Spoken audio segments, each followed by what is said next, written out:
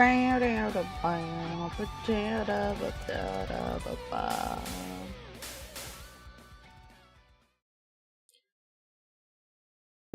my music's not on. This is not sponsored. Oh shit, this makes it look like I'm sponsored by Incogni. Not yet, guys. Not yet. My bad, y'all. But hello everyone. My name is Tamashi. All I gotta say is TamaDays. I'm a grumpy Latina who lives in Japan. And I try my best to stream 4 times a week. On 2 of those days, I do political commentary called TamaTalks. But on the rest of those days, I do variety streaming. However, today it is TamaTalks, where I speak on issues that matter to me.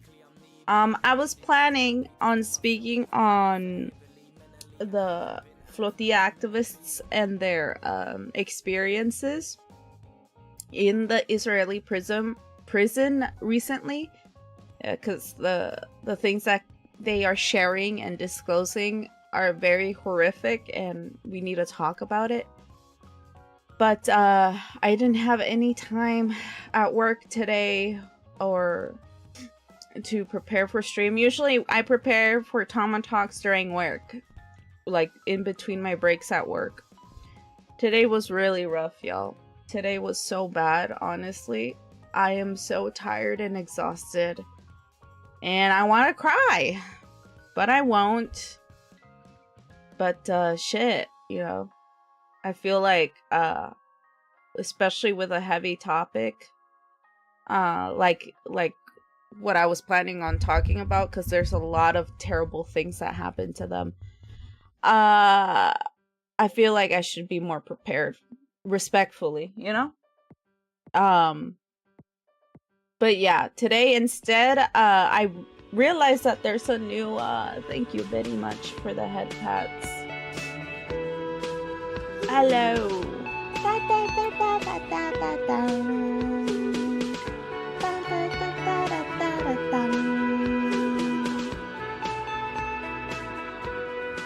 Thank you very much. I've been very inconsistent recently with my streaming, and unfortunately I can't say that it's gonna stop.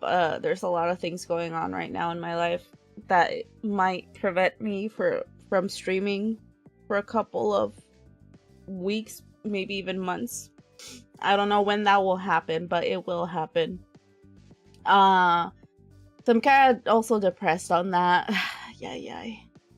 I've also been like burning bridges too for the sake of my mental health, and I'm just mourning more losses. But mama. We'll continue on, I suppose. Imagine selling out. What do you mean selling out? I need as much support as I can, y'all. Well, I don't know. Is Incogni? I'm assuming that Incogni is safe, right? I mean, if Overzealots is accepting Incogni, it might be okay. But man, everything is owned by Israel lately, so it's kind of hard to be on. Well, what's it called? Be on. How do you say that? What's that saying? Be on my toes. There we go. Yikes. Hello, Tama. Pat, Tama. You can do it. Thank you. And thank you for the head pats, Ellie. Oh, and sorry, Cynthia Lamau. I'm sorry that the stream decided to crash when you were finally first. My bad, y'all. Nothing is safe. Well, for now, I am safe. Okay, this is not sponsored by Incogni. It looks like I am. It's not. Today, we're going to react to Overzealots' new video called The Myth of Israeli Self-Defense. And although I wanted to talk about another topic today, and I'm sad that I can't because I was just overworked today. I didn't have time to prepare for the original topic at hand. I feel like we should definitely learn Israeli talking points, especially the self-defense the self-defense claims that they always claim, or that, you know, modern media always starts claiming to. I don't know. No, I do know. Why am I saying I don't know? Sorry, I'm like crashing out already. I do know, chat. I do know. The news always tries to justify war by claiming that Hamas is, you know, risking the lives of the poor innocent Israeli soldiers that kill children every day. Especially, by the way, happy Eid? You pronounce it as Eid, right? You pronounce it as Eid, right?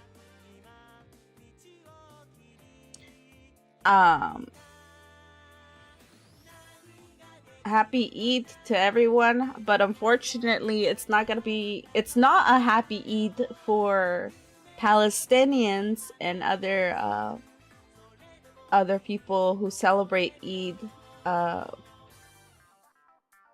for that are currently being bombed by Israel.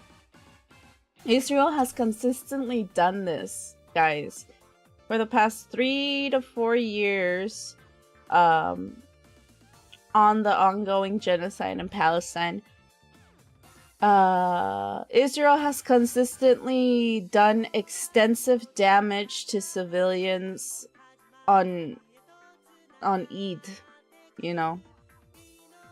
People get prepared to celebrate Eid, and that's because Israel knows that Palestinians are trying to celebrate that sacred day with their family.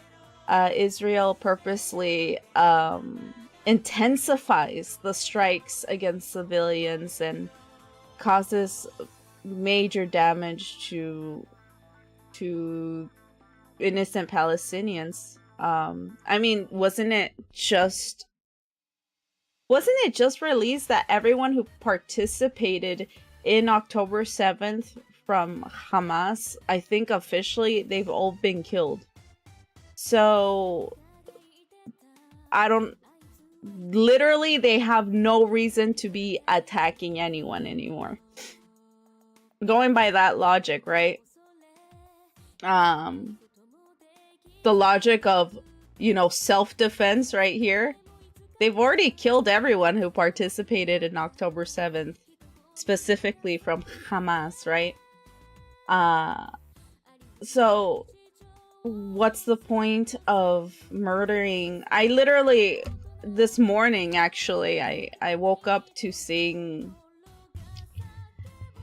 a girl's body, you know, being carried, I'm assuming, by her family members, but, you know, she was basically torn off to almost pieces, right? So, well, we both know, you and me, guys, whoever's watching, we all know the reason as to why Israel does that. It's just to cause more pain and damage and continue genocide, of course. But a lot of people still don't really care, and or don't, I suppose somehow they don't know. I mean, they know that Israel's bad, but they don't know to what extent, okay? That's the thing.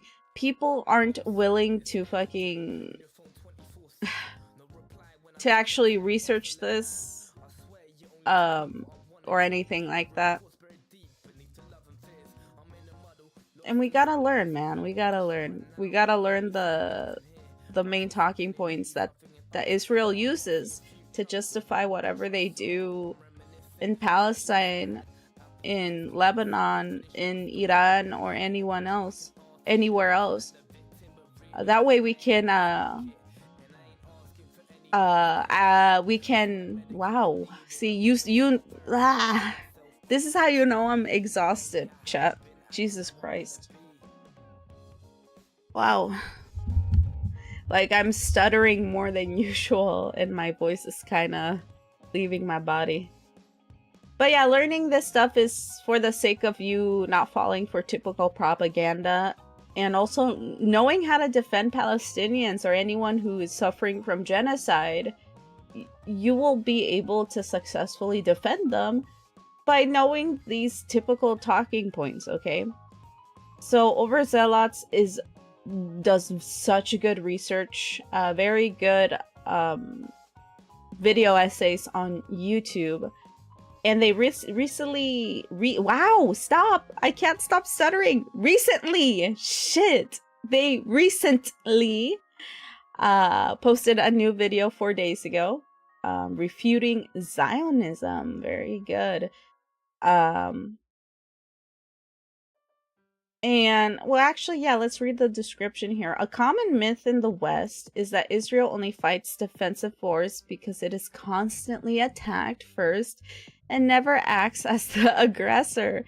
This claim is promoted everywhere from YouTube and live streamers like Destiny to late-night talk show hosts like Bill Maher. This narrative is false. In this educational documentary, I examine the historical record and take a closer look at just a few of Israel's many military engagements to challenge it, beginning with the Nakba of 1948. I then cover the Suez Crisis of 1956 and the Six-Day War of 1967, before moving on to both Israeli-Lebanese wars and concluding the operational Cassid. Sources listed in pinned comment as well as in the corner of the screen throughout the video. This is what I love about him as well. I need to do a habit of this, but it's going to be difficult for me to add sources of all my TamaTalks. I show the sources on stream, but I should definitely add them in the comment section like he does. Look at this. All of these sources right here. Ina. Oh my god, Ina. So I need to have a habit of doing this as well. But anyway, let's get started with the video. And I feel like I'm gonna learn something new today as well. So I'm definitely excited. Today will be short stream as well, by the way. And after finishing this, I will immediately try to head to bed and rest my body. Let me turn off my música, maestro. Esto, and let me turn on the audio for y'all.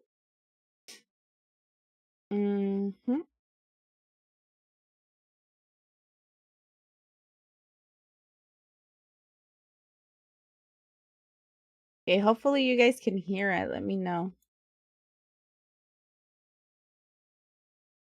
Incogni. As always, source material will be cited in the corner of the screen throughout the video. Enjoy.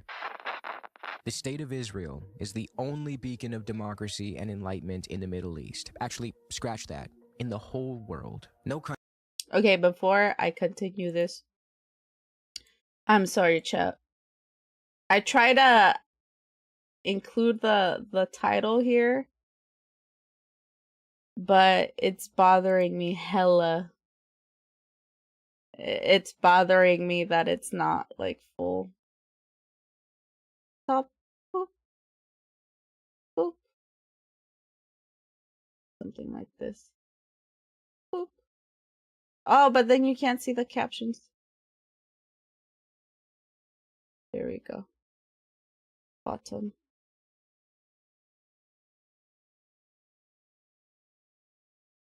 Yosha.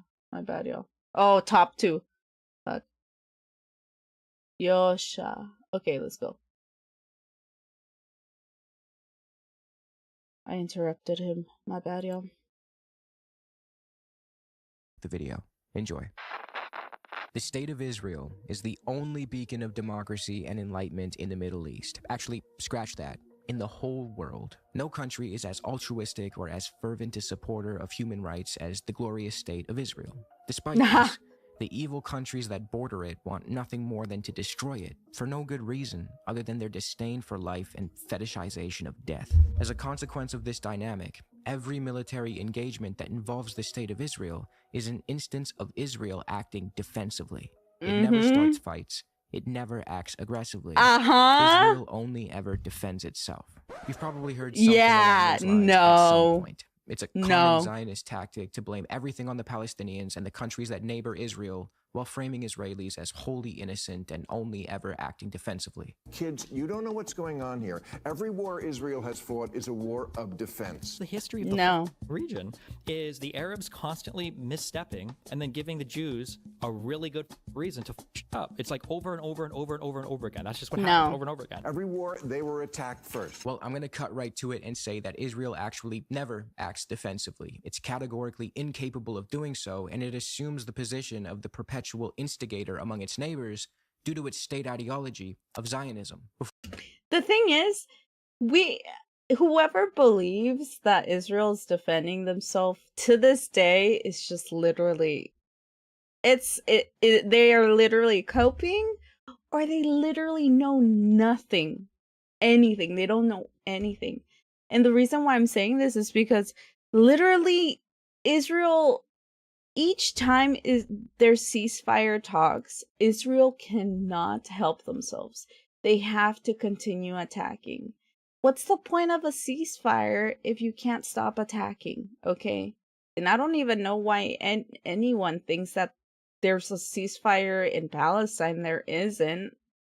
I mean, officially, supposedly there was one, but that didn't stop Israel. There's been like 3 or 4 or 5. How many ceasefire talks has there been in Iran with supposedly the US and Israel? Fucking none. Not like, well, the attacks, there's been so many attacks, and it's fucking annoying. At this point, like, the US is not a legitimate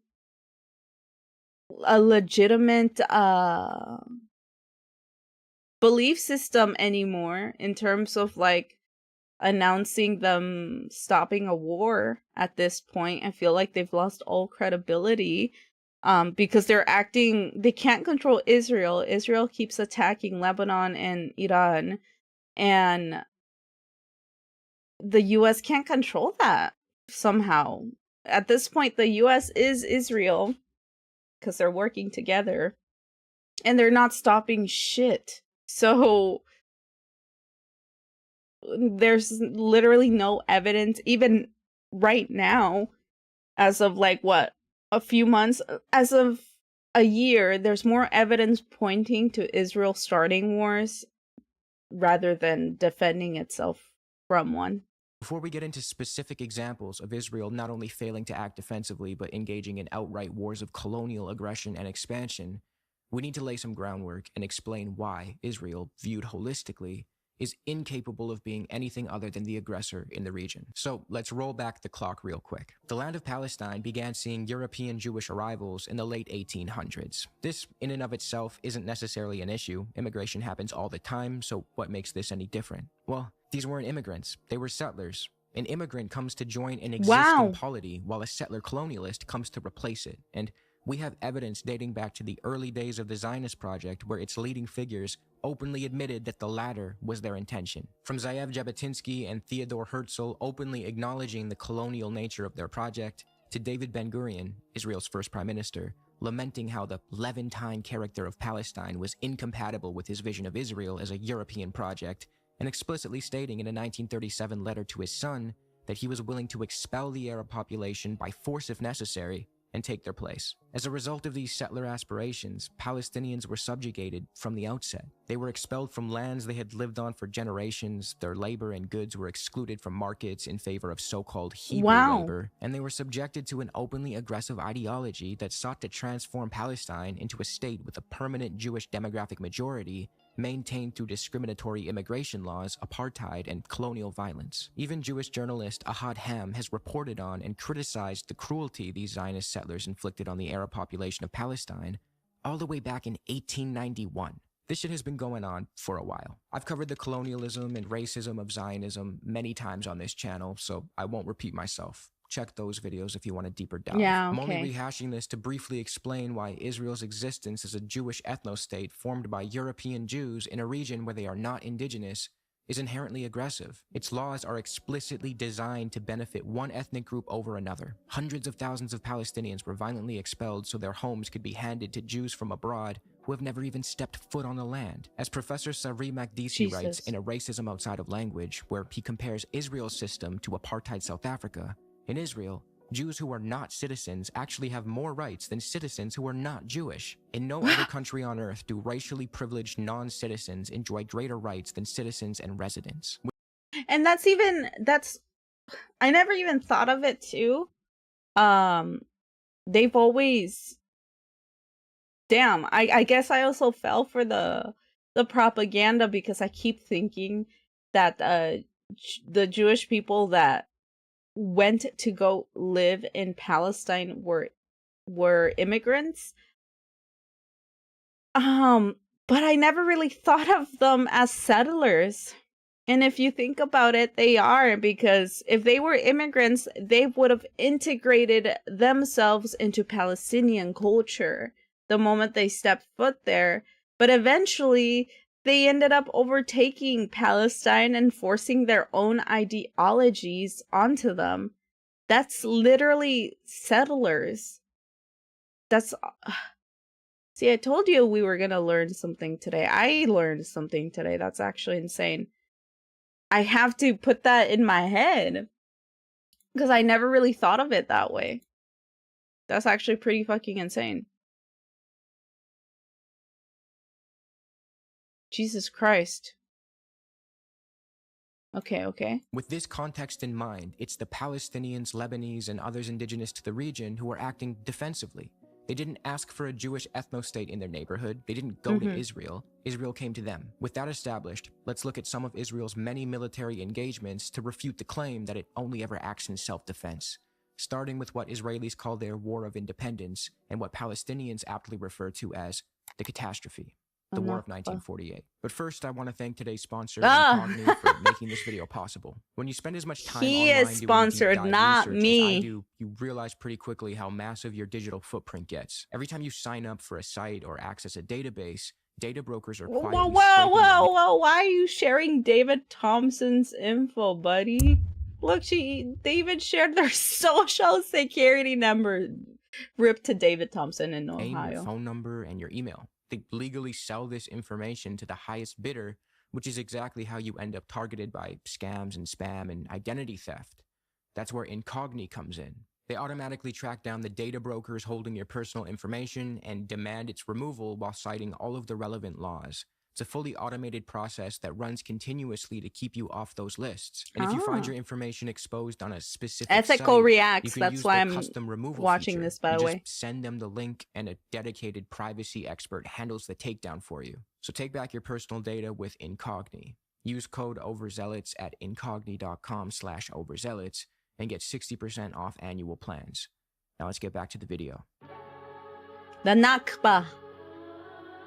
As we've already been over, Israel is categorically incapable of being anything other than the aggressor in the region, as it is an ongoing settler colonial project that perpetuates its existence through apartheid and genocide. But let's humor the conventional Israeli narrative about the 1948 war for a second. Zionists will typically tell you a story that goes something like this. In late 1947, the UN adopted a resolution that proposed a partition so that both Jews and Palestinians could have their own separate states and live happily ever after. The Jews, ever so grateful, accepted the deal and abided by the UN's proposal, while the Palestinians and surrounding Arab countries refused, and on May 15, 1948, the day after the British mandate for Palestine ended and Israel declared its independence, launched a full-scale war to annihilate the nascent Jewish state. As a result, Little Israel had no choice but to ethnically cleanse 700,000 plus Palestinians and place the remaining population under military rule for decades to come. They had no other choice, Chan. What the fuck?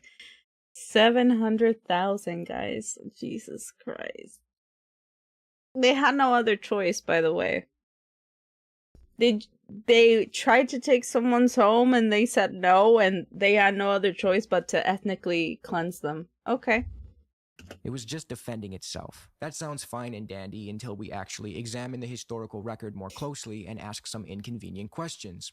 Like, Why did the UN have the right to give away more than half of Yeah. Palestine to a Yeah. group that, in 1947, made up less than a third of the population, owned less than 7% of the land, and aspired to create a Jewish ethno-state in a predominantly Arab region? Why were Palestinians expected to accept this and to cede valuable lands like the fertile coastal and interior plains, important cereal and citrus-producing areas, to a racist settler colonial project? Why were they expected to give up 40% of their industry and key sources of the country's electrical supply simply because the UN decided that those assets would fall within the borders of the proposed Jewish state? The only way to frame Palestinians as irrational or wrong for their refusal to partition their homeland is if you view the situation through a colonial lens where the agency of indigenous Palestinians is deprioritized to accommodate the will of the colonizers. With that out of the way, it's worth mentioning that the Zionists did not even abide by the UN partition proposal in the first place. That's true, Yet actually. they get credit for doing so. They always intended to use partition as a stepping stone in their plan to take over all of Palestine. They never planned to settle for the original 56% that the UN proposal allotted them. They coveted the land as a whole, as That ugly ass guy. That's the guy that the Superman movie depicted, wasn't it? That's why people were pissed off, because the new Superman movie had that fucking depiction of that guy trying to overtake a country. Jesus fucking Christ. But hello, Emil. Thank you for being third, I believe. Or second, technically third, because Cynthia was here first, but the stream crashed, so rip to her. But yeah, that's true. We learned this actually last week when we were learning more about the Nakba. The UN proposed 56% of the land, again, without asking permission from the Palestinians. They just gave it away. But obviously they've overtaken Palestine. They've overtaken more than 56% of it. Hello, Dama. Hello, Emil. So they're already breaking the law, okay? So here's 2 lies already that Israel is using to make themselves a victim. That they follow the rules and they were just, peacefully doing what the UN allowed them to do. First of all, it wasn't peaceful. They ended up killing people, and they're still killing people to this day. Again, I mentioned earlier that first day of Eid, 3 years since the October 7th genocide began in Palestine, they purposely do more severe damage while people are trying to celebrate Eid. Okay, so all of this is very well documented. They keep breaking the law. Even in their messed up fake story of them being victims, they're still breaking the law.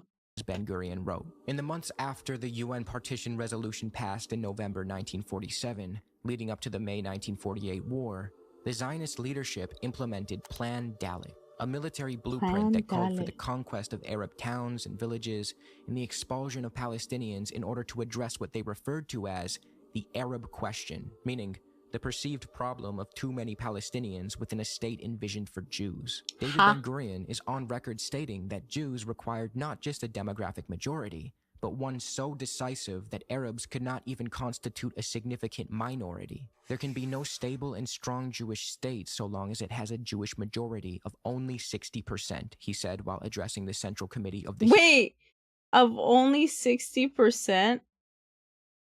Oh my God. Okay. In December of 1947. Keep in mind, this violated the UN's vision, which anticipated and protected a substantial Arab minority of about 42 to 45% within the proposed Jewish state. Despite pretending to accept this partition plan, the Zionists found this stipulation unacceptable and quickly moved to engineer the demographic balance through force and intimidation. During this process of Judaizing the land of Palestine, Zionist militias would target and ethnically cleanse Palestinians from not only the future Jewish state as to ensure their significant Jewish majority, but also from areas that the UN partition proposal explicitly allotted to the Arab state. The enclave of Jaffa, for instance, was proposed by the UN to be part of the future Arab state, but Zionist forces started to besiege, bombard, and systematically empty its tens of thousands of inhabitants weeks before the surrounding Arab countries sent their armies into Palestine on May 15, 1948. In fact, Zionist forces had already ethnically cleansed about 300,000 Palestinians and engaged in vile massacres like the one at the village of Deir Yassin before the entrance of a single Arab state's army into Palestine. This is actually why the Arab armies intervened on May 15, 1948. Oh. They did so in part to stop the Zionist militias from murdering and displacing more innocent people. To quote, Wait, whoa, shit. Okay. So, I mean, obviously they were already... Wow, did my stream crash? I saw that. Sorry, my OBS glitched. Tell me if my stream crashed. It looks fine. But, I mean, of course they were committing crimes, but before May 15th?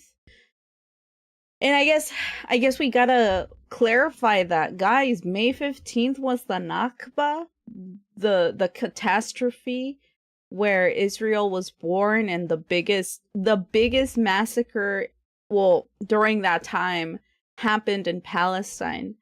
We gotta remember, before that, they were still being killed. Little villages were being destroyed, and I just didn't know that the reason why Arab militias entered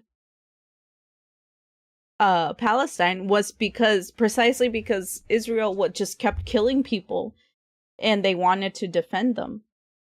I guess this is another piece of propaganda that has been put into my brain, was that people automatically were fighting, were trying to kick out people from Israel automatically, like they just wanted them out, so they were attacking them. No. Israel was killing their fucking children, and that's why they put up arms and defended themselves. It's kind of crazy how even me, who obviously doesn't support Israel killing people that are innocent, even then, like, my brain still has a bit of propaganda in me. That's crazy.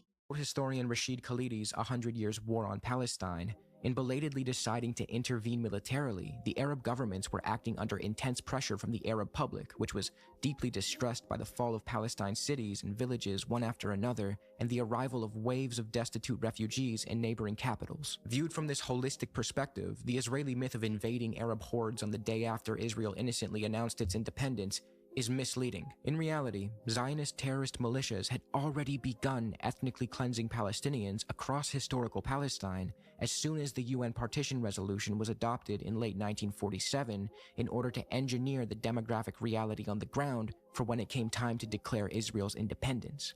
The Zionists did not limit their actions to the territory allotted to the future Jewish state in the UN proposal. They also moved into the lands that the UN allotted to the future Arab state and expelled Palestinians from their villages, regardless of location. The surrounding Arab states, who reluctantly sent their armies into Israel on May 15, 1948, were acting in response to A. Israeli aggression, B. the cries of their citizens, and C. the waves of Palestinian refugees pouring across their borders. This is not to say that none of the surrounding Arab governments harbored selfish motives. Some did. We know for a fact that King Abdullah of then Transjordan had been secretly colluding with the Zionists since at least 1947 and wanted to annex the West Bank into his country. But it is to say that the initial aggressor, as always, was Israel. Its insistence on first establishing and now maintaining a state to serve the exclusive benefit of one ethnic group at the expense of all others forfeits its claim to victimhood.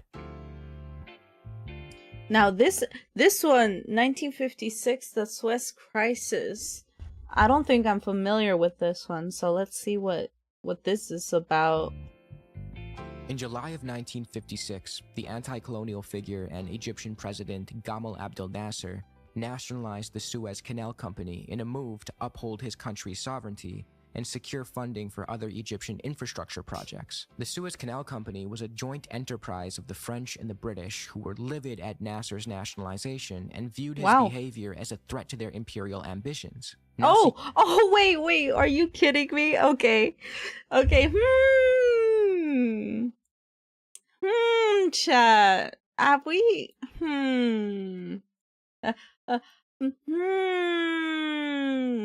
Have we heard of this before? Of a country being able to find a way to provide, funding for their own independence and success? Have we heard of a Western country not liking that and doing everything in their power to stop it? That sounds very familiar to me, huh? Interesting. Seeking to topple Nasser for his horrific crime of aspiring to economic self-determination, the Brits and the French planned to invade Egypt, but they needed a proper pretext. That's where Israel comes into this story. Wow. See, aside from just wanting to retain the Suez Canal, Britain, Israel, and France all had other selfish reasons of their own for wanting the removal of Nasser. As historian Eugene Rogan recounted in The Arabs, A History, Nasser was viewed as a harbinger of Arab nationalism which could threaten Britain's dominance in the Middle East, France's colonial rule in Algeria, and David Ben-Gurion viewed it as an existential threat to Israel's project of Zionism. As a result of their shared disdain for Nasser, the three colonial states came up with a little plan in October of 1956, known as the Protocol of Sèvres. Israel would launch a massive, unprovoked attack on Egypt by invading the Sinai Peninsula and making its way toward the Canal Zone. Once Israel had attacked, Britain and France would issue an ultimatum demanding that both the Israeli and Egyptian forces withdraw 10 miles from the canal and that Egypt accept an Anglo-French temporary occupation of key positions on the canal. As historian Avi Shlaim wrote in The Iron Wall, this ultimatum was designed to ensure that Egypt could not possibly accept it. France and Britain both understood that Nasser was not going to just abandon his own territory to foreign occupiers, and they planned to use his refusal to justify their invasion of Egypt. And that's exactly what happened. After Nasser predictably turned down their slimy ultimatum, British and French bombers operating from Cyprus launched a heavy bombing campaign. Soon after, paratroopers were dropped into the Canal Zone and laid siege to the city of Port Said. The Egyptian army, joined by civilian guerrillas armed with anything ranging from guns to Molotov cocktails, relentlessly fought against these invading European forces, and over 1,000 Egyptian civilians were killed during the fighting in this area. This all eventually came to an end when US President Eisenhower essentially forced Britain and France to stop. He threatened to boot them out of NATO and that the US Treasury would sell some sterling bond holdings and devalue the British currency. Wow, if only, fucking hell, if only our president would be willing to do that for a psychotic regime that won't stop attacking countries during ceasefires. Fucking Christ. Things would be way better, I think. If only Biden did that shit, bro. Because again, he was supposed to be the more progressive one. But instead of stopping Israel from killing children, they gave them more money to support them in that. That's actually insane. I'm in shock right now because I didn't think presidents could even do that. So, shit. Before you give him too much credit, Eisenhower didn't do this out of some principled disdain for interventionism. He had just spent the past few years toppling constitutionally elected leaders in Guatemala and Iran. His real motive stemmed from his anger over the fact that the British, French, and Israelis didn't inform him of their plan, and that since the USSR voiced its support for Egypt, it gained the moral high ground as well as favor amongst the imperialized nations of the world. Okay. I mean, that makes sense, though. Shit. They're like, yo, you didn't let us get in on that, and also didn't let us look like the good guys. How dare you? We have to look like the good guys somehow. That's actually insane. I think, yeah, ever since the genocide in Palestine started, the US has actively not cared about its image. Like, the US has lost its moral high ground. I think it's weird now to think of America as the home of the free and home of the brave and those who fight for freedom or whatever the fuck. Yeah, I think that was thrown out the window the moment we just kept supporting Israel in its intensifying sorry, there's a lot of notives here, intensifying agenda to destroy Palestine, or not destroy it, will obviously destroy it, but overtake it mostly entirely. So now it does make sense to me. Now it makes sense that the U.S. would stop Britain and the British and the French from overtaking and killing a bunch of Egyptians because they wanted in on it. It's just so fucking... Oh, I hate this country so much. Fuck the US, man. Simply, it was a bad political move for the Western Bloc. I tell you all this to bring to the forefront an example of brazen Israeli aggression. There's no serious way to spin this as though the Israelis were acting defensively, and no historian or academic worth their salt would dare try. Even then, Israeli Prime Minister David Ben-Gurion himself was fully aware that Israel was being the aggressor against Egypt. According to Schleim, he actually resented the British and French suggestion that Israel play the role of the unprovoked aggressor, seemingly because it poked an obvious hole in the Israeli charade of being a poor little victim in the region. However, as history shows, Ben-Gurion eventually came around and embraced his role as the villain. As author and journalist Sasha Polikow-Saransky noted in his book The Unspoken Alliance, behind closed doors, in exchange for Israel's agreement to launch a unilateral invasion of Sinai, the French made a promise to Israeli statesman Shimon Peres. France would finance the construction of a 10-megawatt nuclear reactor in Israel. What? Maybe... Wait! Fuck the French! Fuck the French! Are you kidding me? Are you kidding me? Hey, be the bad guy and I'll give you a nuclear reactor. Shit. Well, no wonder. God fucking damn it. Are you kidding me? I didn't know that. I'm gonna put my shades on here. Oh, wait, but you can't really see my eyes when I wear these glasses. God. Okay, I'll take them off. Fuck! That's what helped to bring old Ben-Gurion on board. There's also the fact that during the Sevres negotiations between Israel, France, and Britain, Ben-Gurion proposed a plan to completely reorganize the Middle East in the event of a victory against Egypt. He proposed partitioning Jordan between Iraq and Israel, taking over the entire West Bank, absorbing southern Lebanon up to the Litani River, and permanently annexing the Gulf of Aqaba and the Straits of Tiran. You're telling me these are all defensive aspirations and not at all driven by territorial maximalism? Yeah. Come on. Despite this, in true Israeli fashion, Israel still tried to portray its actions in 1956 as defensive. Leading up to the invasion of Sinai, Israeli propaganda pointed to the threat of Palestinian guerrilla attacks coming from Gaza and portrayed Nasser as some Hitler-like figure in an attempt to justify an attack. Yet, internal records and intelligence documents show that this was a deliberate manipulation of the truth. In reality, prior to Israel's attack on an Egyptian military installation in Gaza in February of 1955, which left dozens dead, Egypt had a strict policy of curbing Palestinian raids into Israel. Only in response to Israeli aggression did Nasser abandon this policy and begin working with Palestinian fighters in an organized and official military capacity. At the time, Nasser was trying to avoid war with Israel, but Israel wanted one to serve its expansionist goals. To quote American political economist and scholar Sarah Roy's The Gaza Strip, Moshe Sharett, Israel's foreign minister and former prime minister,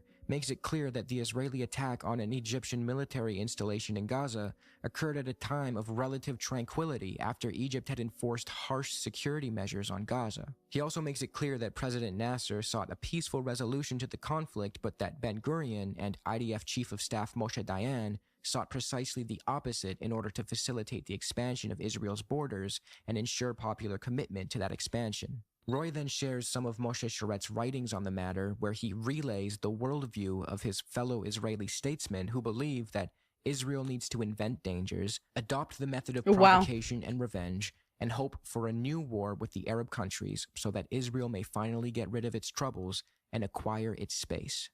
Very Lebensraum-coded. In summary, Israel's attack on Gaza in 1955 forced Nasser to respond by abandoning his policy of restraining Palestinian guerrilla fighters who, rightfully, aspired to reclaim their stolen belongings.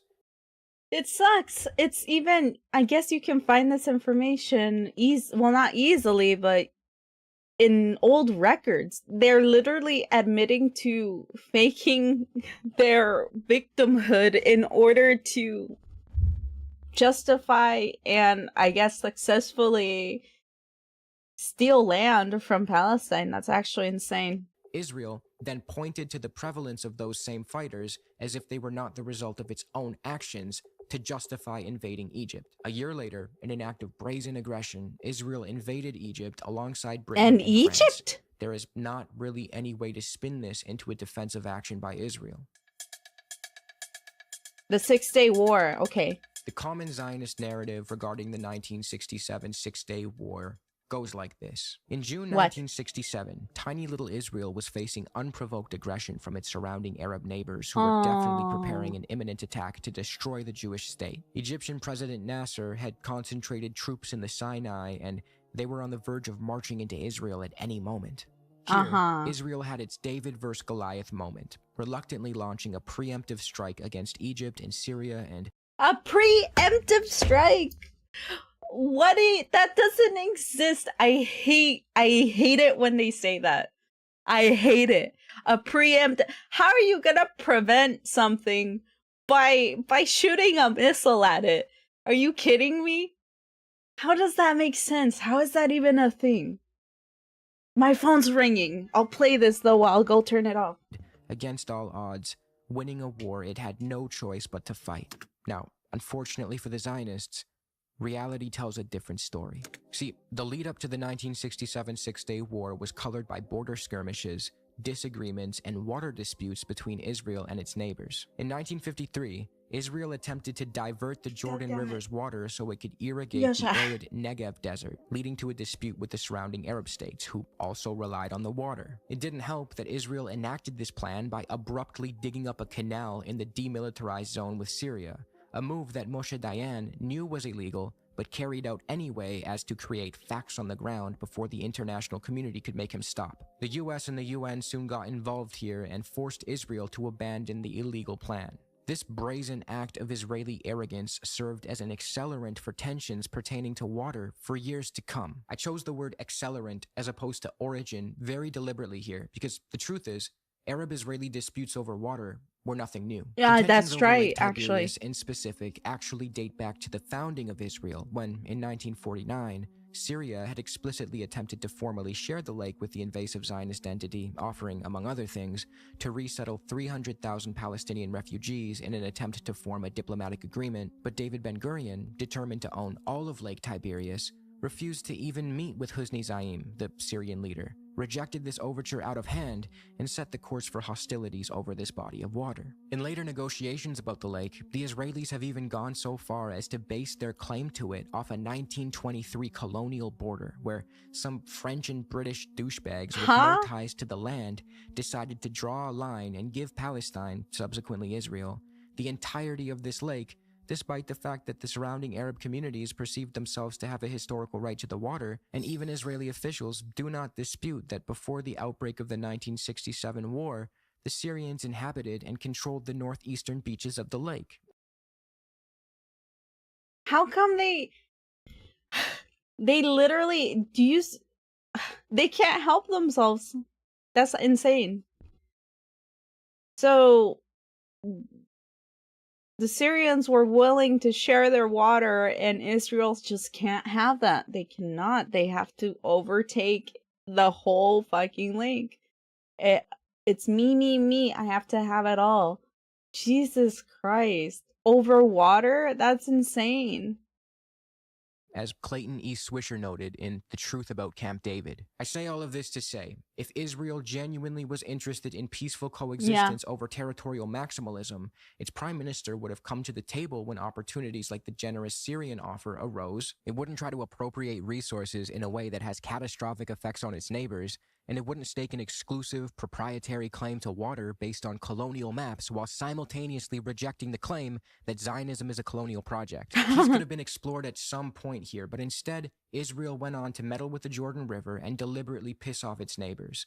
This triggered a chain of events in which Syria pursued its own diversion projects in retaliation, helping set the stage for what followed in 1967. Aside from just the water disputes, border skirmishes were a major intensifier when it came to fueling hostilities between Israel and its neighbors in the lead-up to the Six-Day War. And contrary to Israel's presentation of itself as the perpetual victim, some 80% of these clashes along the Syrian border were instigated by Israel. To quote from the book Scars of War, Wounds of Peace, written by Israeli diplomat, former foreign minister, and proud and open Zionist Shlomo Ben-Ami, the coming of the Six-Day War was, if anything, precipitated by Israel's assertion of her military deterrence and by her frequently disproportionate policy of retaliation. In an amazing interview given by Moshe Dayan to Rami Tal of Yedioth Ahronoth in 1976, he made the stunning confession that at least 80% of the clashes with the Syrians in the years that preceded the war were initiated by Israel. The IDF clearly provoked the Syrians into confrontations in order to change unilaterally the status of the demilitarized zones, teach the Syrians a lesson, and humiliate their regime. Dayan was candid enough to admit in that interview that the operations and the actions of Israel increased the fear among the Arabs and enhanced the chances of war. I choose to illustrate this point with the writings of a Zionist like Shlomo Ben-Ami to emphasize that I am not operating solely off of anti-Zionist sources, and that the reality of Israeli aggression leading up to the 1967 Six-Day War is acknowledged even by Israeli statesmen. That's the thing too. Sometimes when I start learning about, stuff that Israel has done, they've admitted to literally everything. They openly admit to, causing war, starting war, killing people. I mean, recently with the Flotilla activists, the first thing Ben Gavir did once the kidnapped activists and civilians that were trying to feed starving Palestinians with humanitarian aid arrived into the prison, the Israeli prison, the first thing he did was record himself mocking again, these are like civilians and activists. First thing he did was mocking them, documenting them being like forced on the ground in torture positions, and obviously just promoting violence against anyone who is literally trying to deliver humanitarian aid. That's like a small snippet of an example of Israel themselves admitting to their shitty behavior. So, unironically, like Israel themselves, sometimes they're pretty good sources to documenting Israeli crimes. Hi Tama, hi Kaisen, how are ya? Are you talking about Ben Gavir? Yes. Right now I am talking about Ben Gavir, but we're actually reacting to Overzealots' newest video called The Myth of Israeli Defense or Self-Defense, and basically showing examples of how Israel is incapable, guys. Israel is incapable of not starting shit, of not being the aggressor. They're incapable of not being the aggressor, as opposed to the self-victimhood that they always claim, that they have no choice but to defend themselves and that they're, the innocent baby that does nothing wrong. They're just defending themselves. That's not true. They're literally incapable of not being the aggressor.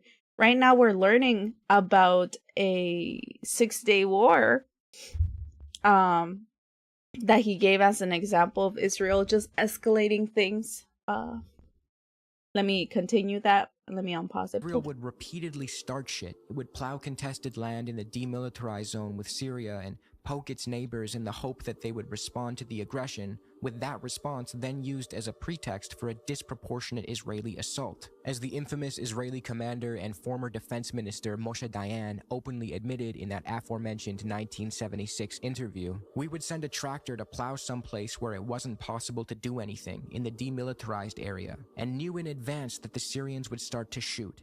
If they didn't shoot, we would tell the tractor to advance farther until in the end the Syrians would get annoyed and shoot.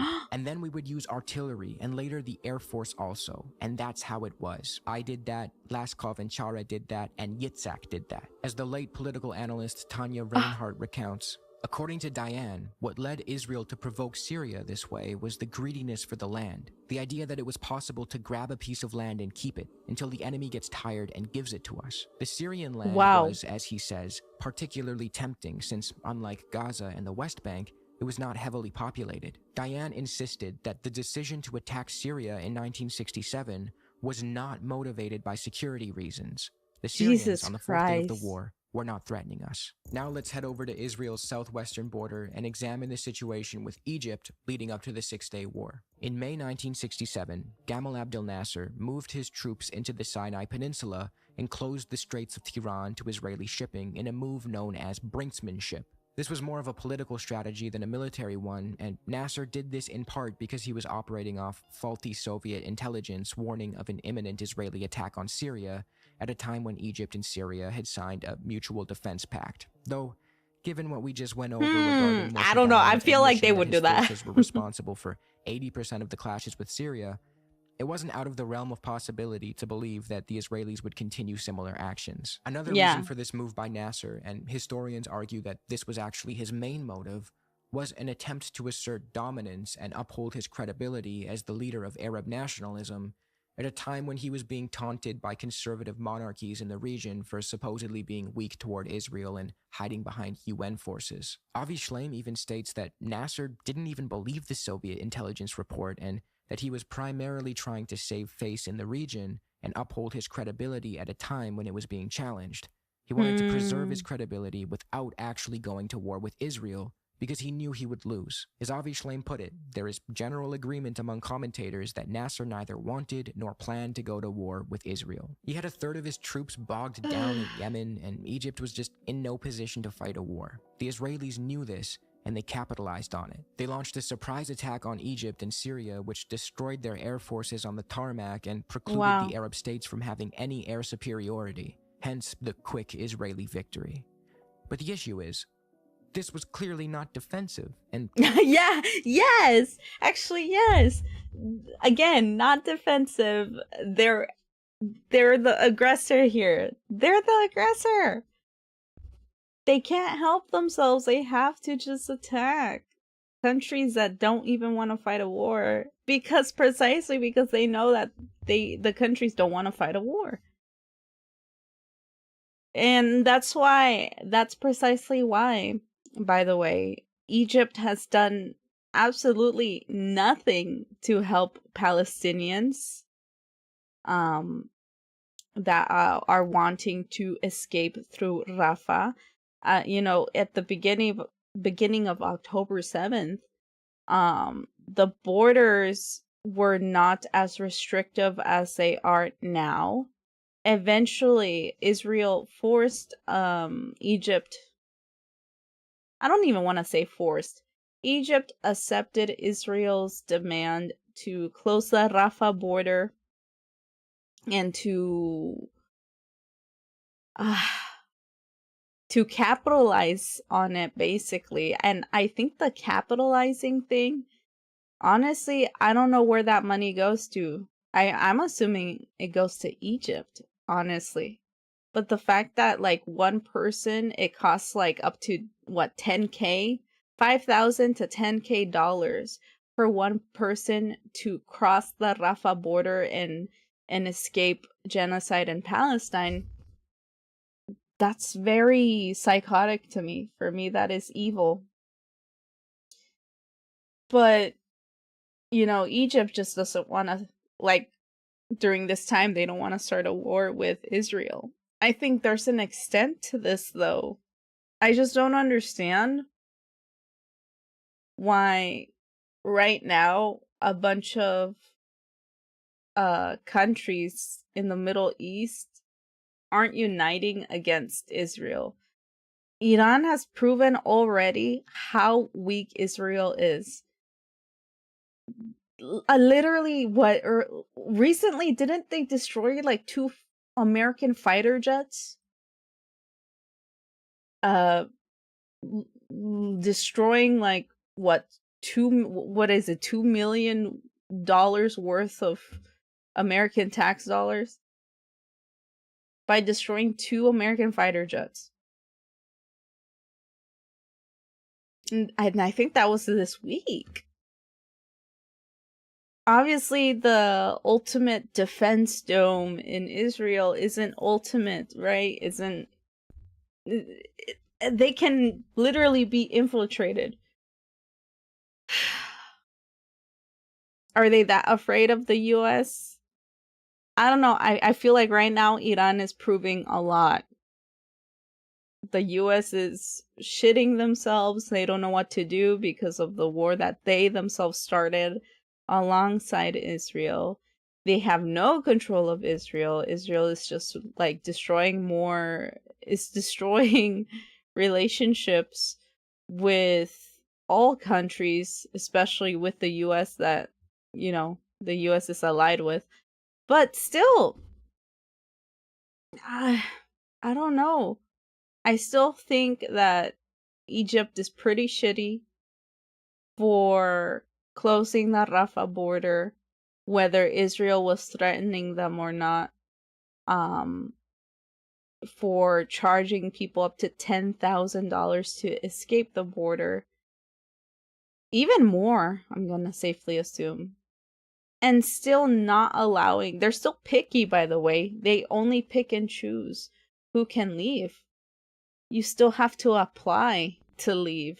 And usually they reject most of the people who want to leave Palestine, forcing them to stay in their homeland that is constantly being bombed by Israel. So, I don't know, man. Right now, it explains why Egypt is not doing anything. And this is the Rafah border here is literally this line. Oh, you can't see my mouse. Fuck. But it's the line right here. Again, you can't see my mouse. But it's the longest line. That's the Rafah border right there. Within those borders, one side is okay, peacefully okay, and the other side is being heavily bombed. It's just very sad to think about. Key Israeli figures were well aware of that fact. The CIA, the Pentagon, and Israeli intelligence unanimously concluded that Egypt's deployments did not mean Nasser was going to attack. U.S. Secretary of Defense Robert McNamara straight up told Israel's foreign minister Abba Eban that an Egyptian attack was not imminent, with U.S. President Lyndon B. Johnson adding that if war were to break out, Israel would whip the hell out of its opponents. At the same time, the head of Israel's own intelligence service, Mossad, told McNamara that there were no differences between the US and the Israelis on the military intelligence picture or its interpretation. Once the potential Egyptian threat was ruled out, the Israelis got to work securing the green light from the US to attack Egypt. Both the Israelis and Americans knew that if Israel were... They were like, hey, Egypt doesn't want to attack. Let's attack them.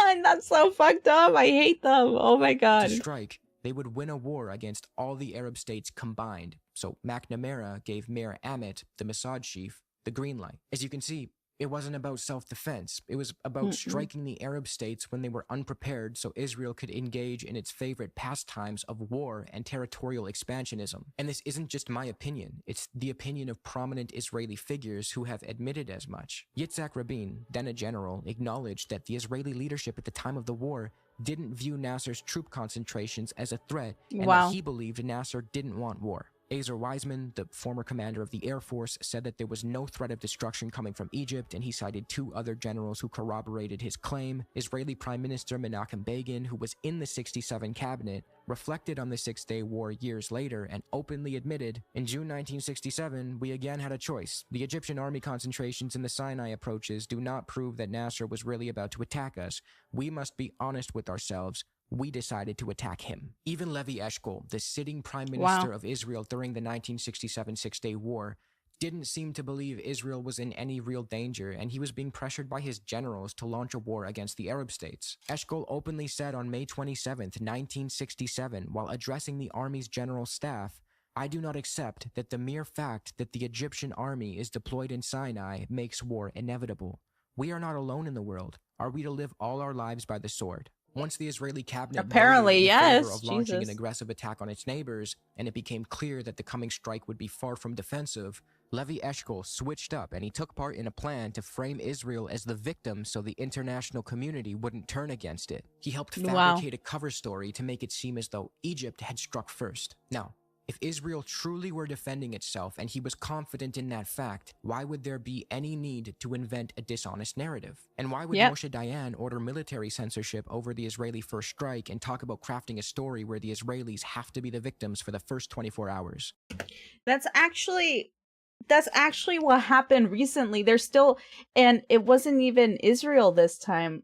This again, the other Arab nations that isn't Palestine or Iran have been pissing me off lately, because I noticed this pattern that every time Israel violates a ceasefire, every time there's talks about a ceasefire, or between the US and mediators with Iran, Israel attacks Lebanon or Iran, of course, and ruins those negotiations.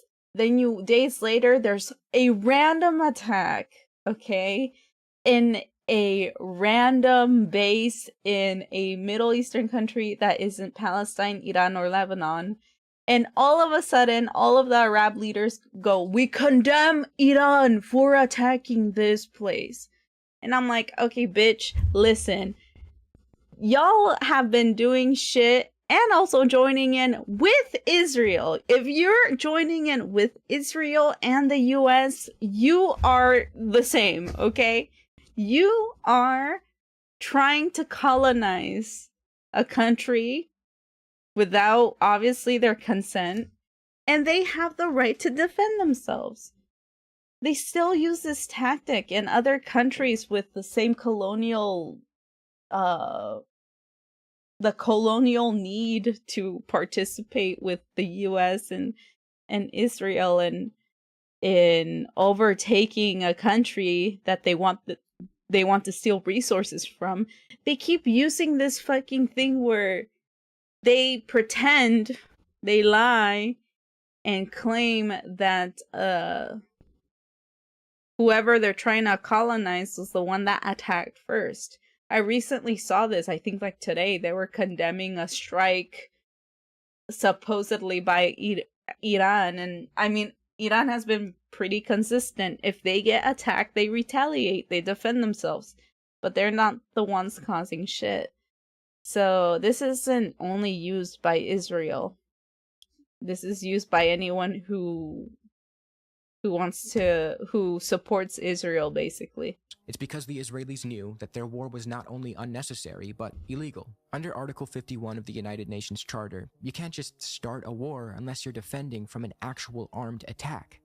Armed is an important word because Zionists will pretend as though the closure of the Straits of Tiran was a casus belli for Israel, despite the UN Charter not affirming that position, and despite the fact that the head of Mossad acknowledged to Secretary McNamara that passage through the Straits of Tiran was not crucial for Israel. Even the US State Department's legal advisor, Leonard Meeker, concluded that the closure of the strait did not constitute an armed attack, as John Quigley, author of The 6-Day War and Israeli Self-Defense, noted. And when it comes to the legality of preemptive strikes under customary international law, our understanding is colored by the 1837 Caroline test, which states that a preemptive strike, or an act of anticipatory self-defense, is only justified if the necessity of self-defense is instant, overwhelming, and leaving no choice of means and no moment for deliberation. Okay, Under this standard, a country can't strike based on a vague or distant fear.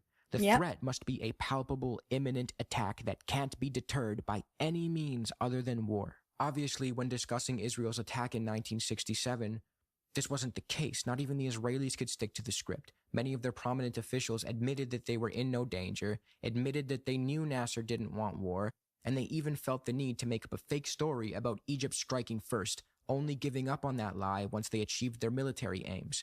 That's not what self-defense looks like. The real Israeli goal in 1967 was to conquer more Palestinian land and flex on their neighbors. At the time, Gaza and the West Bank were not under Israeli control, and the Zionists wanted to change that. They had a plan drawn up as early as 1963 called the Shaham Plan, which fleshed out how Israel could administer the West Bank and Gaza in the event of a takeover. Just a few years later, and Israel was in a position to put that plan into motion.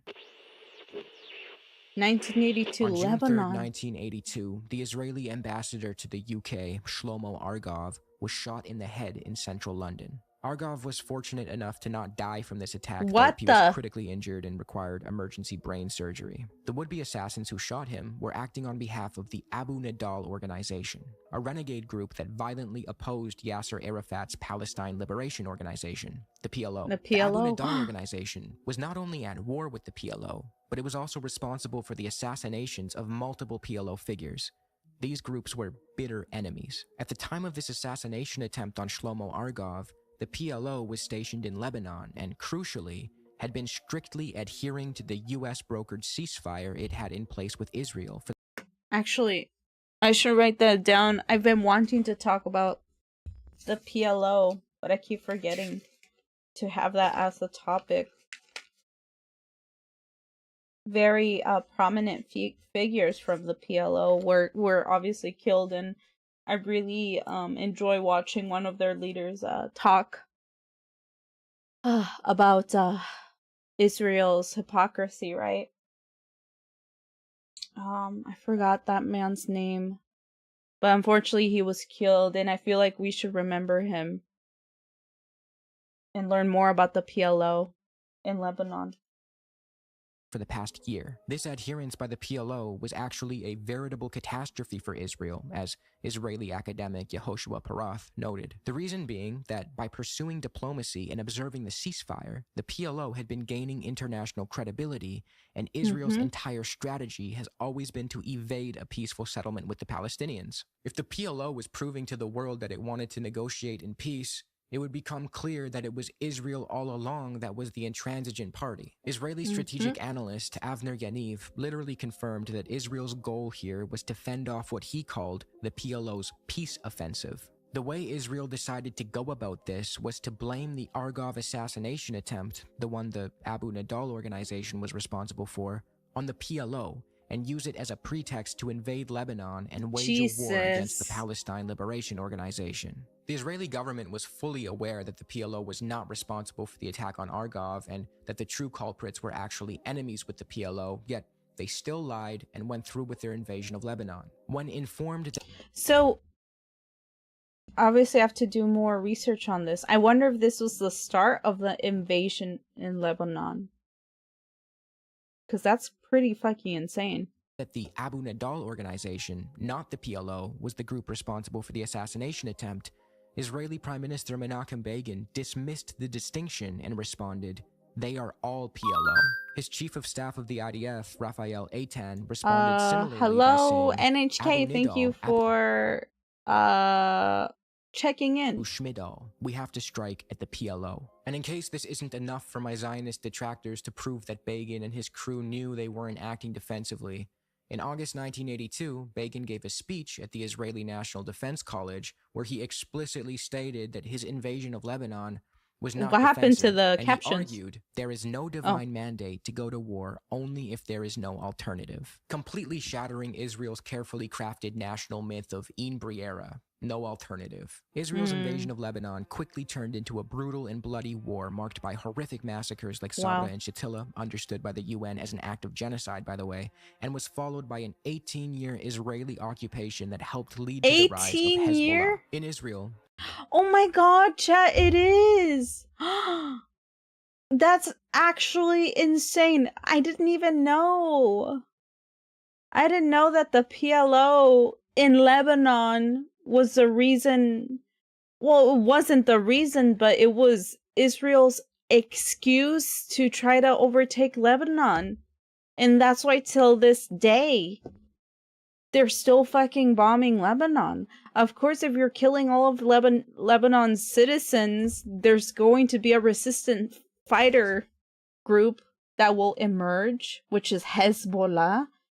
And now they're using the excuse of trying to destroy Hezbollah. But at first it started with the PLO. The Palestine Liberation Organization. Jesus fucking Christ. I definitely have to research this and talk about it more. Because I didn't even know that. I knew of the PLO. I just didn't make that connection between the PLO and Lebanon.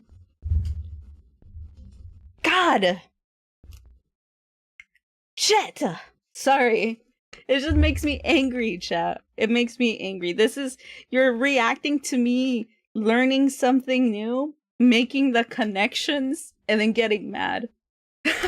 Fuck. They made Hezbollah. Fuck. I mean, yeah. I did do a Pikachu face. You're right, NHK. Pikachu face, hardcore. That's their excuse. Hezbollah is basically Lebanon's version of Hamas, but at this point, I know when I started talking about October 7th, I always had this I was always scared to admit that I supported Hamas. Why? Because supporting Hamas means supporting people who are resisting against the colonial regime that killed their family. Okay, if you kill someone's mom, dad, brother, or sister, child, loved ones, friends, their neighbor, if you kill someone's everything, okay, their loved ones, how do you expect them not to want revenge? Like, come on. Hello? And by Israel trying to kill the Palestinian liberation movement in Lebanon, of course they weren't aiming at only them, they were also aiming at Lebanese children and families. Of course Hezbollah would emerge. It just sucks now, because now they're using Hezbollah instead as an excuse to bomb Lebanon. It really sucks, chat, because again, right now, people are celebrating Eid, and which is a sacred day that many people my age, boy. Sorry. Emil, that sounds hella wrong. What? I mean, we can call him that, though. Well, to say. That sounds hella terrible. My H boys. H boys. Okay, stop. Sorry, I got distracted. What was I saying? Chat? Help. My H boys. Sorry, now, why do I keep saying it? Sorry. Damn, that rewrote my brain. Wow, what was I saying, chat? Fuck, you did. Emil managed to destroy my neurons in my brain. What happened? Where am I, chat? Are?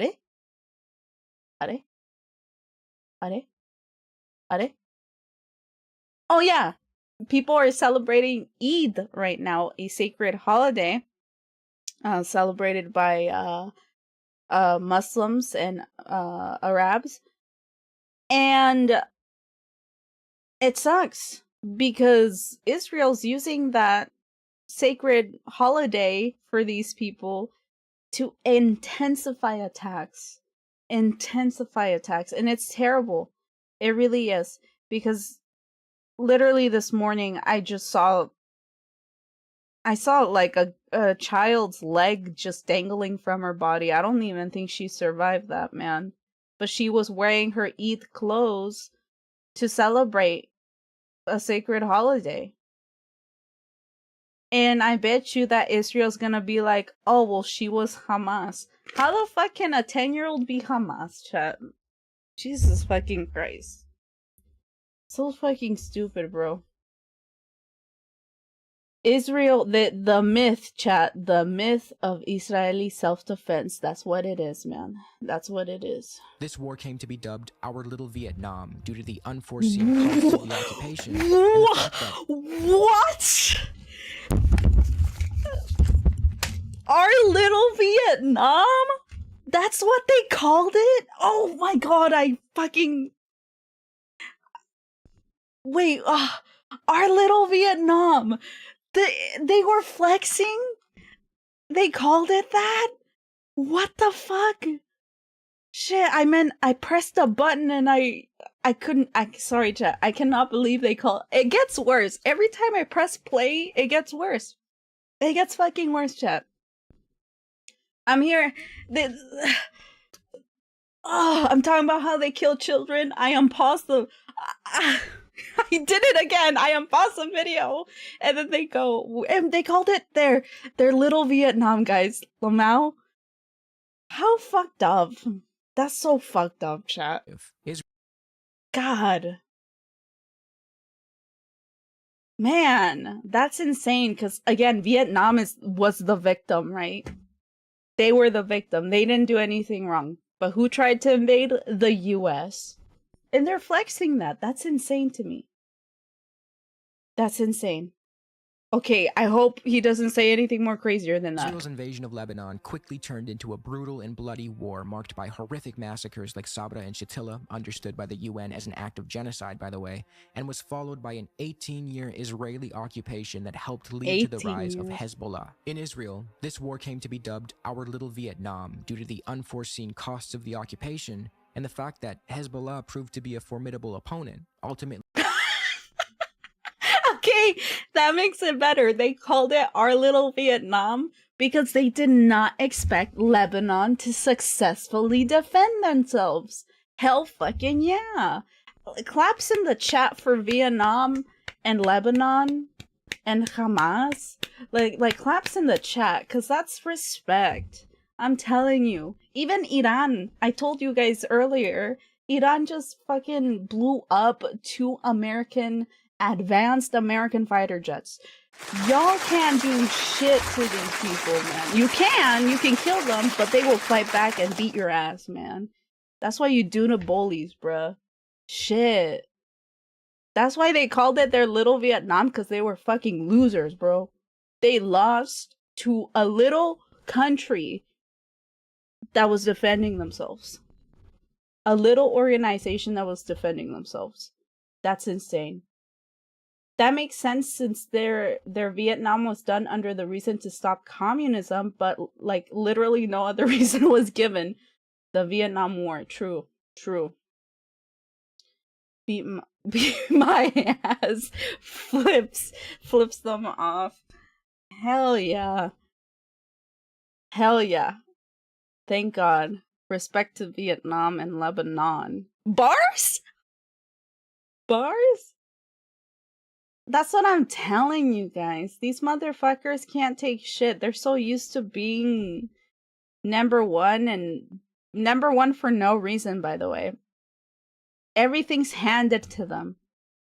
Weapons of destruction just handed to them. The okay is handed to them to go kill innocent people. But when you love your country, when you love your people, when you have something to stand for that isn't fucking fake and falsely made, again, Israel's a false nation. They have no history in the land of Palestine other than killing Palestinians.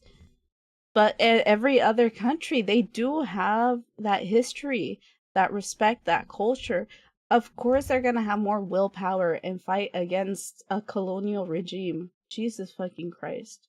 Liberating southern Lebanon, save for the Sheba Farms enclave, in 2000 and forcing a humiliating Israeli retreat. Look at that.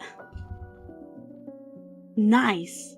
Due to their embarrassment in the wake of the 2000 pullout from Lebanon, Israeli officials were itching for a pretext to jump into another war or military campaign to save face and reassert their prestige.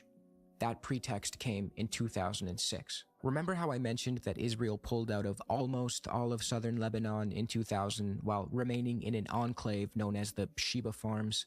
Well, that roughly 22 square kilometer strip of land located along Lebanon's frontier with the Israeli-occupied Syrian Golan Heights is deeply contested territory. Israel claims that it's Syrian land, while both Syria and Lebanon claim that it's Lebanese land. Regardless, Hezbollah uses the Israeli occupation of the Sheba farms to maintain its armed resistance against Israel and stand its ground. This occupation has been a constant source of tension between the parties.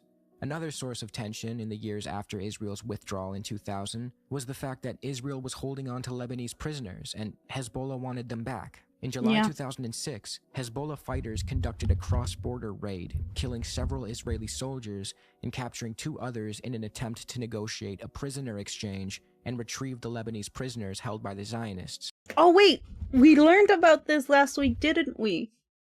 Where Israel kidnapped people in tanks, right? Or is this a different event? But they didn't expect Israel to not care. They didn't expect Israel to not care for their people and be like, I don't care, kill them. Kill the people that you are holding as prisoner. We don't care. However, Israel was not interested in negotiations. Yep. Even though Hezbollah leader Hassan Nasrallah immediately called a press conference after the raid to announce that he wanted to de-escalate the situation and prevent the isolated border skirmish from metastasizing into a war, Israel ignored him and used the incident as their excuse to reinvade Lebanon. Israel decided to embark on a deadly 34-day disproportionate assault on Lebanon. It, alongside its partner in crime, the U.S., deliberately blocked all diplomatic routes of resolving the conflict, and the Bush administration even vetoed a UN Security Council resolution that aimed to implement a ceasefire so that the Israelis could have more time to destroy Lebanon. During this war, Israel came up with what would come to be called the Dahiya Doctrine. It's now infamous military doctrine that calls for targeting civilians and civilian infrastructure in an attempt to pressure whoever Israel is fighting into surrendering. Look, which is insane because Israel basically invented killing civilians to pressure a government to do everything that they want, right? That's insane. And that's called the Dahiya Doctrine. We learned about this last week, chat. Or actually, the Dahiya Doctrine we learned about like 2 weeks ago, I believe. If you guys were watching TamaTalks. Israel invented killing civilians, bro. Think about that. However you may feel about the Hezbollah raid that served as the pretext for this war, it's hard to argue that Israel's response reflected the actions of a country that only acts defensively. And in case you need more proof that the 2006 Lebanon war was not defensive or necessary and that Israel had already made up its mind to reinvade Lebanon, but was just waiting for the right pretext, let's hear what the leader of the country had to say. Yeah, Prime Minister Ehud Olmert admitted to the official Winograd Commission that his decision to respond to the abduction of the soldiers with the broad military operation was made as early as March 2006. Keep in mind, that was a full 4 months before Hezbollah abducted the IOF soldiers in July. Wow. Furthermore, this premeditation was shared with their American allies. Well before the July 12 border incident, Israeli officials had already briefed the Bush administration on their military plans, receiving a tacit green light from Washington to unleash their bombing campaign once they had a suitable excuse. What this tells us is that the Israelis had already made up their minds and were planning to invade Lebanon anyway. They just needed the right excuse. The fact that Nasrallah immediately called to de-escalate the conflict, yet Israel ignored him and launched away while the US prevented any diplomatic resolution at the international level, undermines the Israeli claim that it had no alternative. Olmert also revealed that in November 2005, his predecessor, Prime Minister Ariel Sharon, had already ordered the army to prepare a list of targets for a military response in Lebanon, further supporting the again for a military response in Lebanon. They keep I shouldn't even say baiting, but I guess that's the best way to describe this in Zoomer terms. But they keep trying. They kept trying to bait countries into fighting back, even though these countries had no interest in war. Like, Israel just does that all the fucking time. They bait you, they keep pushing you until you have to attack. Basically, Israel always attacks first. Claim that Israel was preparing for an invasion in advance. As Israeli strategist Gerald Steinberg put it, Of all of Israel's wars since 1948, this was the one for which Israel was most prepared. In a Wow. sense, the preparation began in May 2000, immediately after the Israeli withdrawal. By 2004, the military campaign scheduled to last about 3 weeks that we're seeing now had already been blocked out, and in the last year or two, it's been simulated and rehearsed across the board. In 2006, like in 1982, Israel's invasion of Lebanon Yes. was a failure. Let's go. Let's go. Fuck yeah. Despite the horrific civilian death toll in Lebanon, Hezbollah came out victorious with its prestige enhanced significantly in the region, while Israel suffered another humiliating defeat. Fuck it. Fuck yeah, man. 2008 cast lead. To restore its military reputation and rebuild some prestige in the aftermath of yet another defeat in Lebanon, the Israeli army top brass were champing at the bit to deliver a crushing blow to Hamas in order to remove the stain left on their reputation by the failure of the war against Hezbollah, wrote Avi Shleim. American political scientist Norman Finkelstein corroborates this view by explaining how Israel, desperate to fight another war to regain some credibility after losing to Hezbollah, turned its attention to an easier target.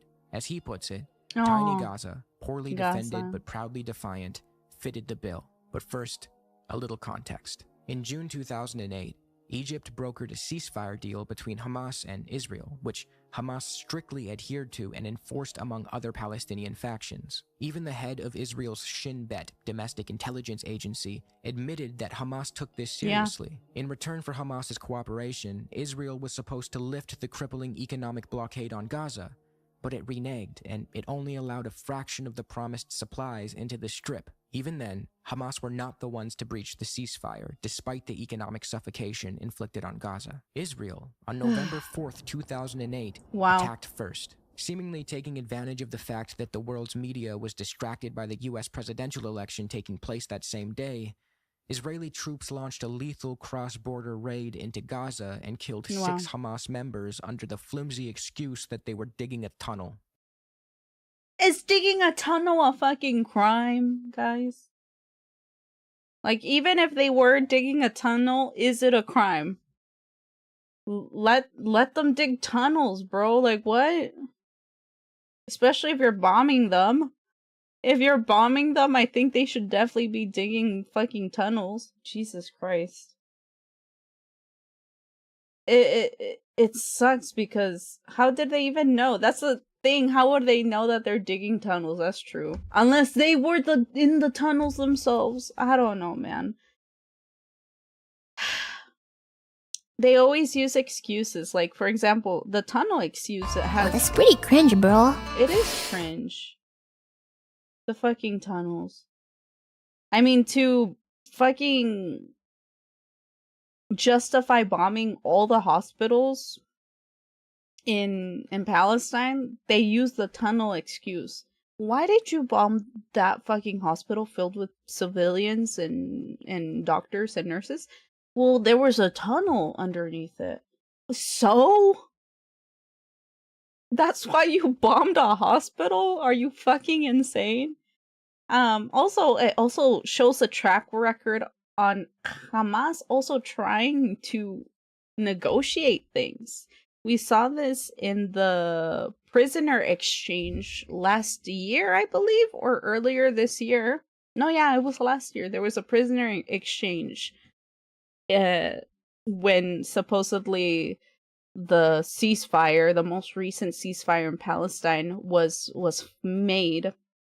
Part of the ceasefire deal was that Israel would release a bunch of Palestinian prisoners in exchange for the soldiers that were prisoners at the hands of Hamas.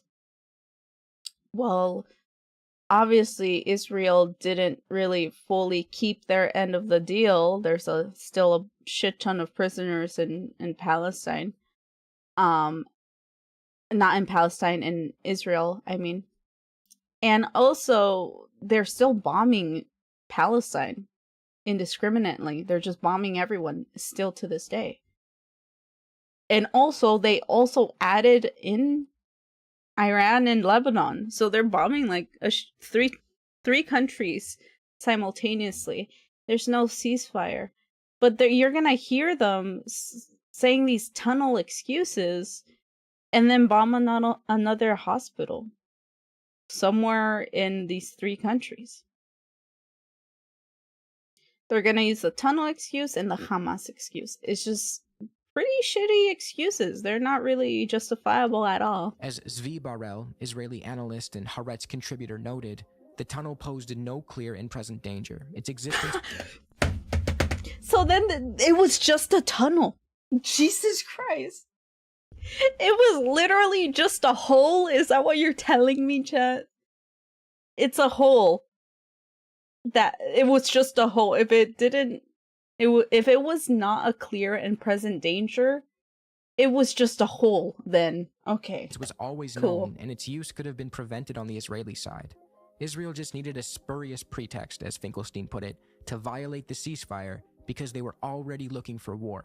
Hamas responded to this Israeli aggression by firing rockets into southern Israel, and by December, offered to stop hostilities and renew the ceasefire. This offer was hand-delivered by Dr. Robert Pastor of the Carter Center directly to the Israeli Ministry of Defense, but the Israelis completely ignored the message despite the fact that the truce renewal offer entailed the same terms that Israel already agreed to back when Egypt brokered the original ceasefire in June of that year. Israel rejected this diplomatic off-ramp, choosing instead to go to war. On December 27, 2008, Operation Cast Lead began. Israel launched a devastating and disproportionate surprise attack on Gaza, using the aforementioned Dahiyya doctrine that was honed in Lebanon 2 years prior. Israeli soldiers later testified that the rules of engagement were incredibly loose, and they were essentially ordered to shoot at anything that moved and to demolish any home that looked even vaguely suspicious. Israel systematically flattened homes, hospitals, mosques, and critical economic lifelines like cement factories and the only operative flour mill. Around 1,400 Palestinians were killed, most of them civilians, 1,400? including about 350 children, while the death toll on the Israeli side was just 13, 4 of whom were killed by their own army's friendly fire. Cast Lead, like all the other examples we've gone over thus far, is not an instance of Israel acting defensively.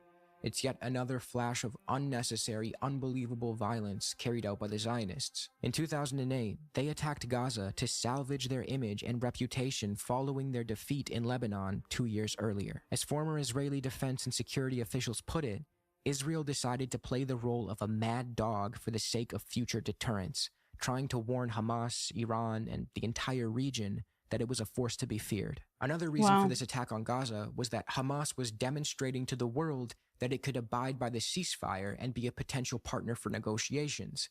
And Israel didn't like that. Israel needs to maintain this facade that it's the only one seeking peace in a sea of intransigence when the reality is the complete opposite. To conclude, in 1948, the Arab states entered Palestine after the Zionists had already ethnically cleansed 300,000 Palestinians.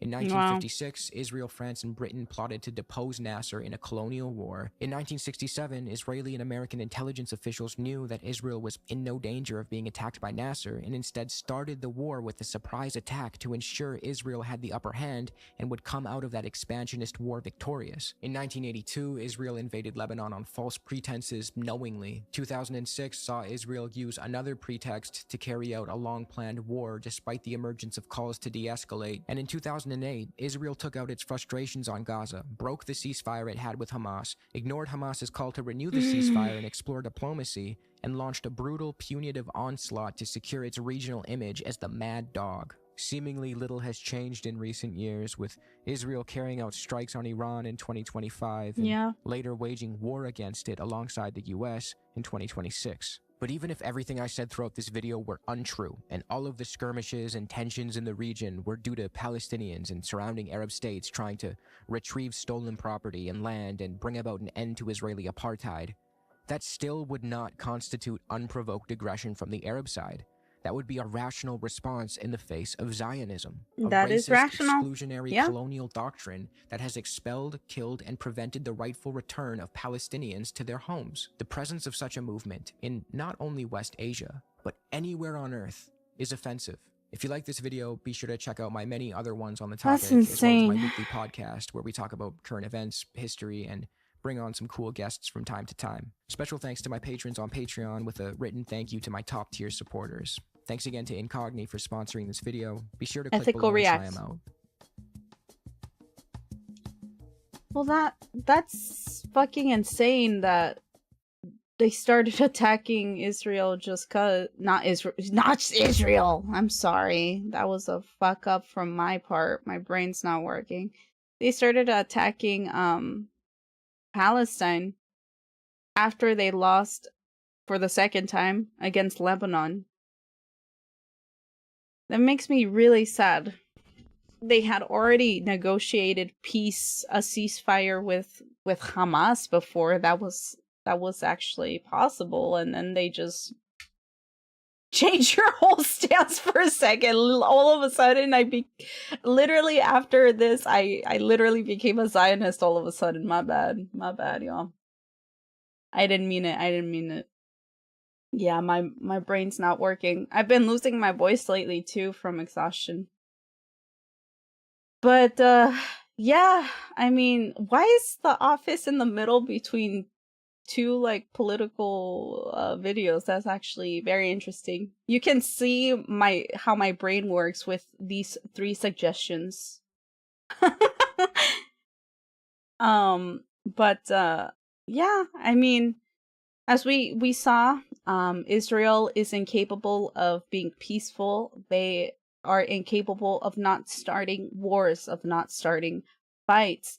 They have to start fights. They have to start wars. They have to bully the little guys at all times to demand respect from the region, basically, and bring fear in the region so no one can fight against them. Unfortunately, that has been working really well for most of the Middle Eastern countries, of course, except for resistant forces in Palestine and Lebanon and the whole country of Iran, and other countries that aren't, doing everything that Israel or the US does or asks for. We saw a bunch of examples. I even learned a lot of new things today that is going to encourage my future TamaTalks.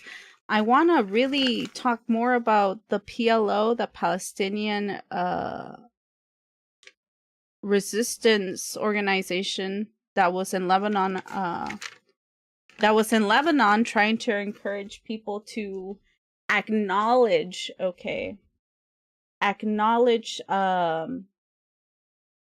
the Palestinian resistance in Palestine. It was pretty successful until, Israel killed all of them, and that ended up starting a war with Lebanon, which they lost twice, by the way. Hello from the political tag. How are you? Hello, Aliana. How are you? The Palestinian Liberation Organization. Yes. What was I saying? Yeah, I didn't know that they used the PLO as an excuse to attack Lebanon for the first time. It sucks. I'm okay, thank you. I'm just smoked. I don't know what that means, but be safe. But yeah, a lot of the self-defense claims that Israel keeps saying, no matter what, even after they like kill a child in front of them, they just go, it was out of self-defense. And obviously that's a lie. And it's been a lie, and I just hope that it all ends soon. I hope, and by end soon, I mean that I hope that Israel face the consequences of its actions. Because right now, things are at a disarray, especially those who aren't getting oil anymore. Not that they are that important, of course. I feel like Iranian independence, Lebanese independence, and Palestinian independence is important. But this is affecting all of us. And I'm just at all. I'm surprised at how many countries don't fucking care enough to just stop Israel. I feel like at this point, there's been so much proof that Israel is pretty fucking weak. They have all of these intense weapons, right? But they still lose wars from countries that are defending themselves and are actually weaker than Israel, supposedly, but they still win. So I feel at this point it's just very easy to stop Israel, to not believe their fucking self-defense claims, and just fucking have peace within that region for once. Jesus fucking Christ. But I feel like it's gonna be a while till we see that, unfortunately. I just hope that it happens soon, though. Because, goddamn, what I woke up to this morning, chat, it was horrific. And I am sick and tired of seeing body parts from children, okay, being blown to bits by the Israeli army. So, thank you for those who joined in this watch along, basically, of Overzealots' new video essay on YouTube. I'm sorry I couldn't plan a good I had a topic, but I didn't prepare for it because I was overworked today and I wasn't feeling that well. It was so hot, chat.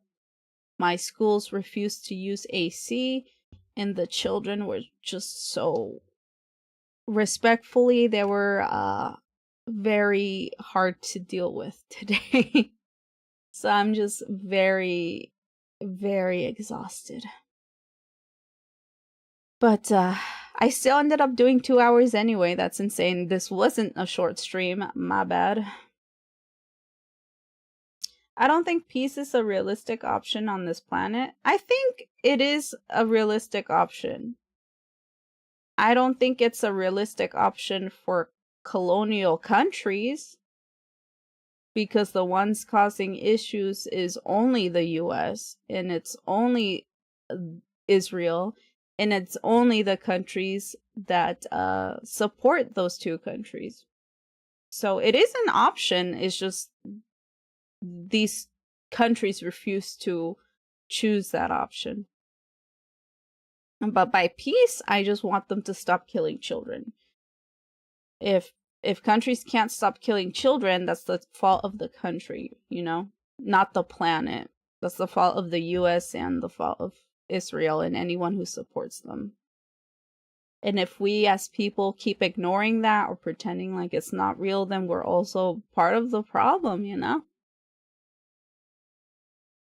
But yeah, I gotta end stream now because it's 1 a.m. in Japan and I gotta go to bed and prepare for work. But yeah, thank you for all of you who joined and watching this very educational video with me. Okay, y'all? Bye bye.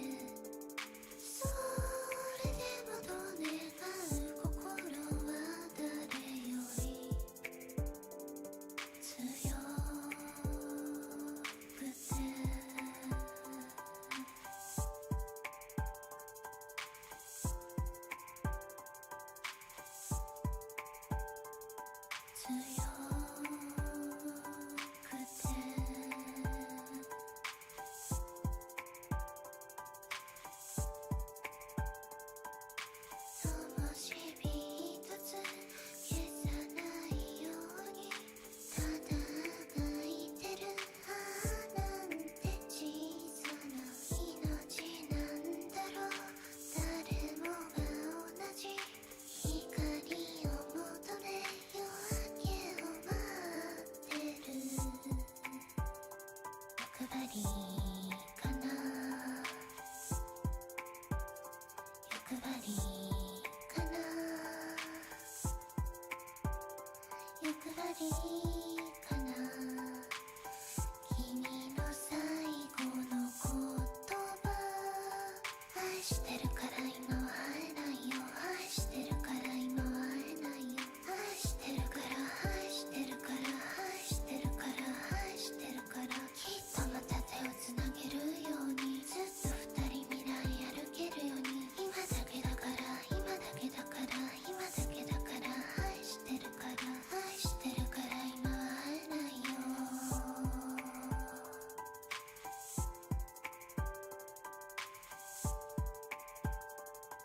愛してるから